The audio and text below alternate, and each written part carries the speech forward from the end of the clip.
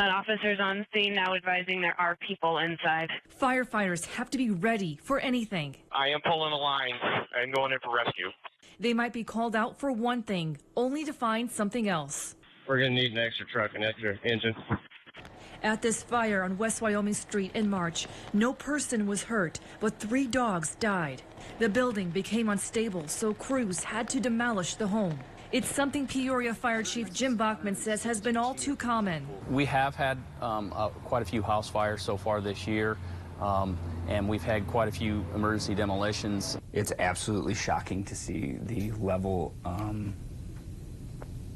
of damage to some of these structures. Ryan Brady with the Peoria Firefighters Union says he has responded this year to several fires similar to this one. A few of these fires that I've been in, that as somebody that was looking at trying to determine the origin and cause of the fire, that I'm not sure that I should have really been in there. Brady says the increase in demolitions is due to slower response times. In November, the city voted to save money by shutting down Station 8 on Hurlburt Street near downtown.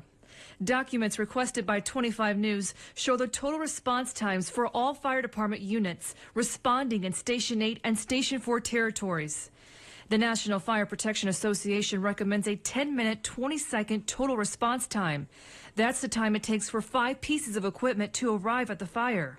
But our numbers show it's taking longer for firefighters in these territories to answer the call. In 2020, before Station 8 was shut down, the overall response time was 11 minutes and 23 seconds.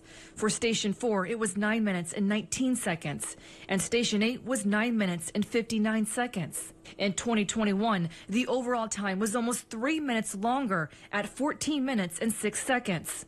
And for Station 4, it jumped to 13 minutes and 38 seconds, roughly a 4-minute increase. It's a significant increase, and we knew that was going to happen. Right now, the chief says the department is in need of 13 firefighters. But since budget cuts hit the department in 2019, they're also down 3 fire machines and the 33 firefighters who staff them, while still responding to 20,000 calls a year. The jobs are harder. The stuff we see isn't great. And now you're being asked to continue to do more with less. That's one of the reasons firefighter Justin Seekman says he cut short what he hoped would be a career and resigned from the Peoria Fire Department last August. You're running right up against the point where it's already dangerous, the decisions that they've made, right?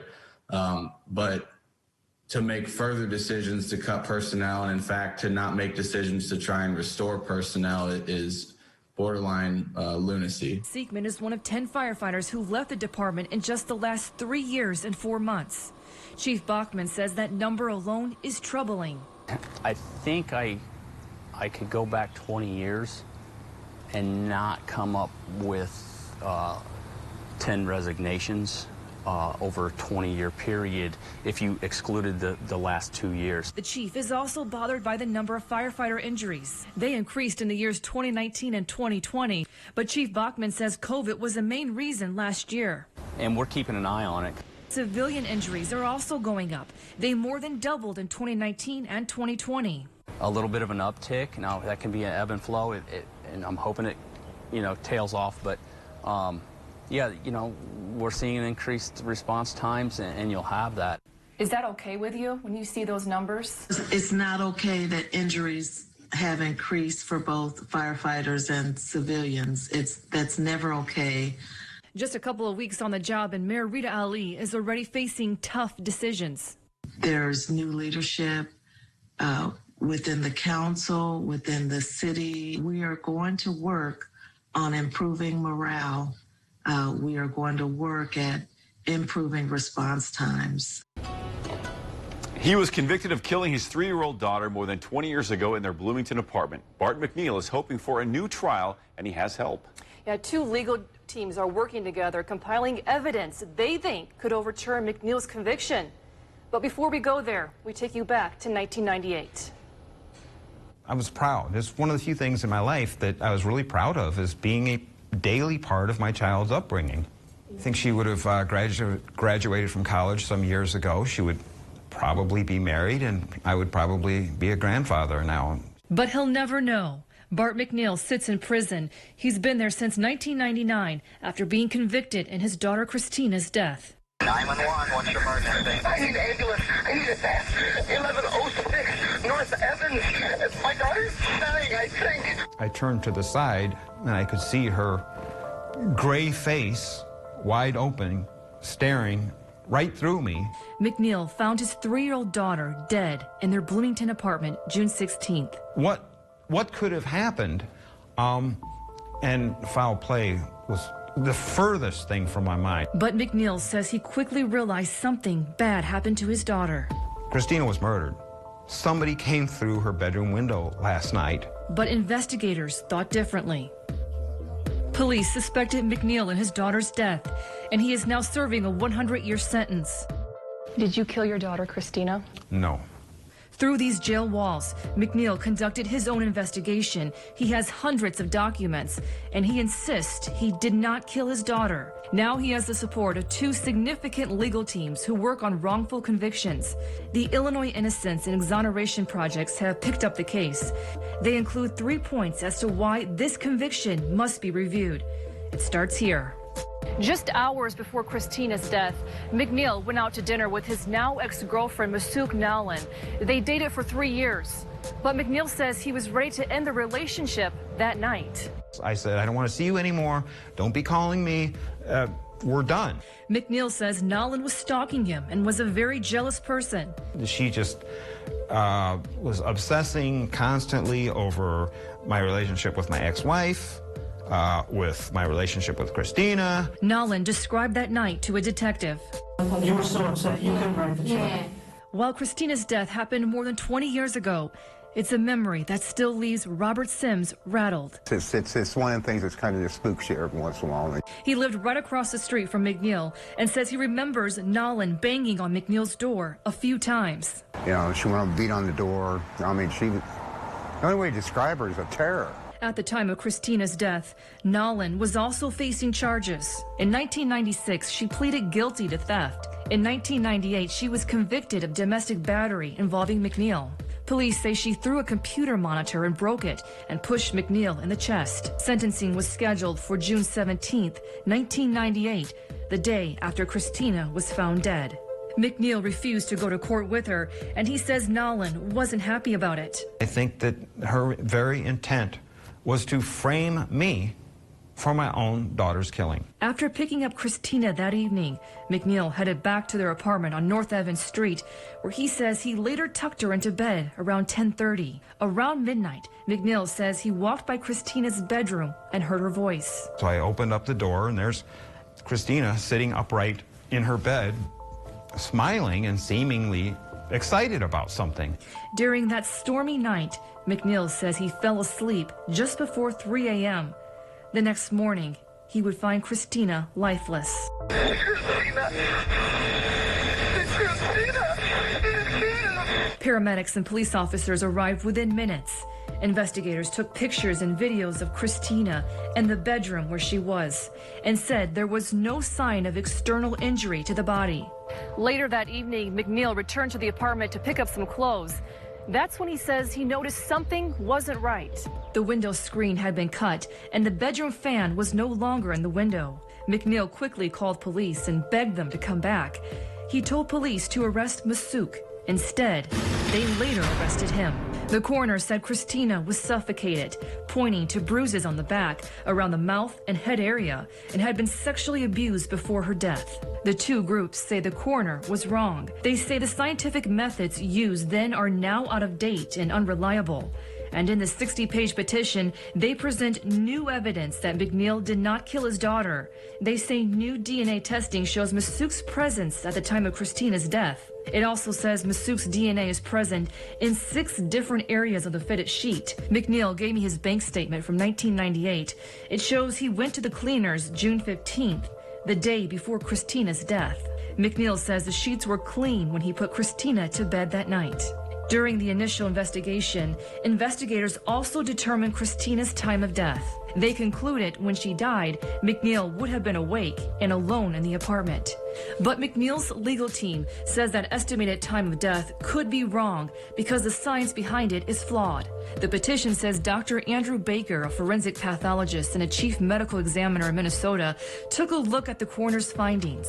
He said there's no evidence that Christina was smothered. He also looked at the original photos of Christina's body and concluded there were no injuries to her back. Dr. Baker also said a majority of the coroner's examinations were performed after Christina's body had been prepared by a funeral director. Dr. Baker ruled the cause of death as undetermined. McNeil respects the findings, but he still believes Masook was behind it. And this won't be the last time we will hear Masook Nalan's name. A jury convicted her 10 years later for killing her mother-in-law. The way she did it was a monster. Larry Tita's wife was killed by Nalan in 2011. He says just a few days before her killing, they had words over the phone. Then he says Nalan showed up at their Crest Hill home. The doorbell rang and Linda said, don't let her in and don't open it because she's afraid of her. She was afraid of her all the time. That is until Nalan lured Tita to the scene of her death. McNeil's legal team says Linda's murder bears at least a dozen similarities to Christina's death. McNeil sits, waits, and hopes the new information will make a difference. I think the evidence is very powerful. He says this is about more than winning his freedom. I want justice, not for me, but for my daughter. And he's on the move soon. In fact, he has a hearing this week in McLean County. That's right. And the judge will decide whether to move forward with all the new evidence the legal team is asking the court to hear. We'll be there. Now, I did reach out to Nalan. I sent her a letter, and she never responded.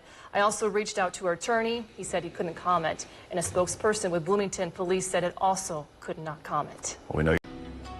Chuck, a growing number of car owners are trading the pump for the outlet. Rivian is now rolling off electric trucks in Normal, and the governor wants 1 million electric rides on the road in Illinois by 2030. Well, EVs aren't new. There are more and more of them out there, all by different manufacturers, and they are not all the same. So that's why learning about them and training is becoming so important for first responders in case of a fire or an emergency. For firefighters, every situation is different. And changing technology can make a tough job tougher. Firefighters need to understand and know what they're dealing with. Tom Schubert with the Illinois Fire Service Institute in Champaign trains firefighters how to safely work on electric vehicles if there is a fire or accident. This isn't an electric car here, but firefighters are training with it as if it was.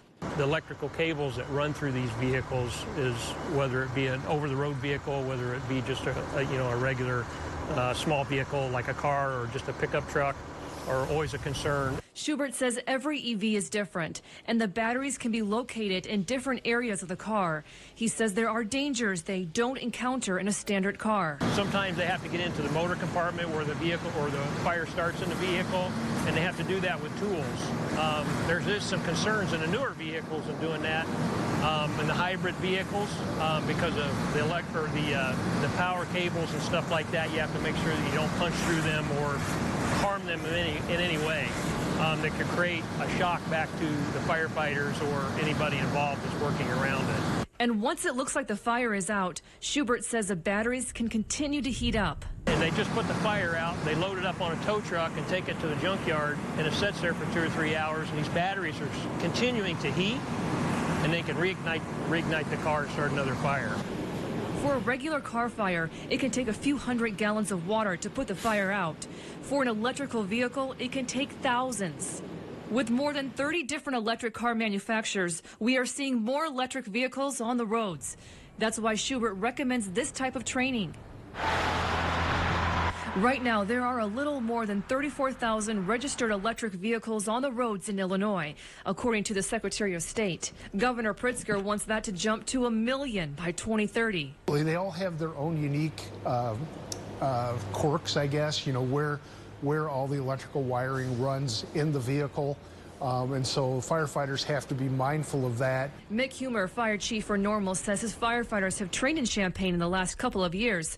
But with electric vehicle maker Rivian now in town and trucks starting to roll out, he says they need more hands-on training. We've talked to them in depth about it, a little bit about training going forward into the future, but we're just not quite there yet. One day after this interview with Chief Humer, workers at the Rivian plant had to evacuate for a short time because of a battery part fire. Chief Humer says it took about 20 minutes to put out and a significant amount of water. I checked in with about 8 fire departments in our area to see where they are with their training on EVs. A majority of them say they've had some training but need more.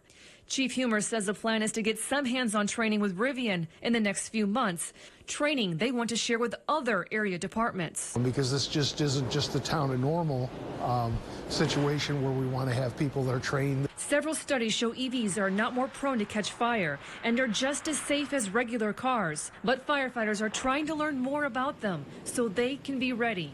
Firefighters training is never done. We're always training. We're always honing our skills. And neither Rivian or Tesla returned our email about training for firefighters. Now, the Illinois Fire Service Institute says there are 1,068 fire departments in Illinois, and 76 departments have trained there in Champaign since 2019.